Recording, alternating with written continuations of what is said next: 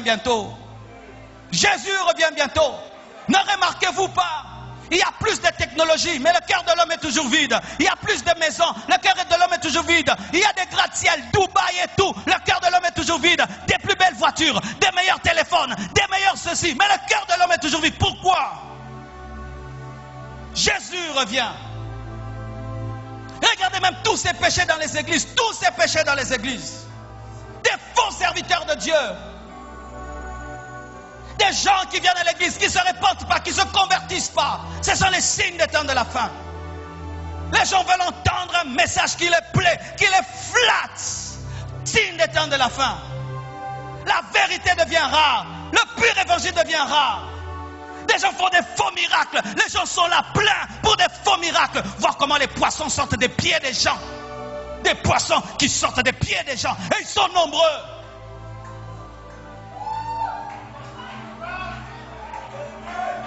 Des signes des temps de la fin. Église. Et si vous êtes là, car il est possible d'être dans une église locale, mais de ne pas être dans le corps du Christ. Il est possible d'être membre de l'église Compassion, d'avoir une carte de membre, mais Dieu ne te connaît pas. Je parle ici aux vrais chrétiens. Aux vrais chrétiens. Aux vrais enfants de Dieu qui sont ici. Si vous êtes là, enfants de Dieu, annoncez son retour. Dites qu'il revient bientôt.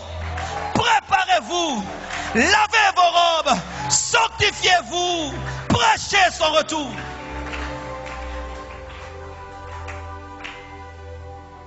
Si la première église a reçu l'onction le jour de la Pentecôte, il y a une onction plus grande qui va venir sur la dernière église, qu'on appelle la pluie de l'arrière-saison, qui sera plus forte et plus grande, car nous devons avoir la puissance. Un réveil est en train de naître. Un plus grand réveil que le réveil de Pierre. Un réveil qui prépare la maturité de l'église. Car Jésus-Christ ne peut enlever une église qui n'est pas mature. Et c'est un réveil puissant qui est en train de venir, afin de préparer l'église au retour de Jésus.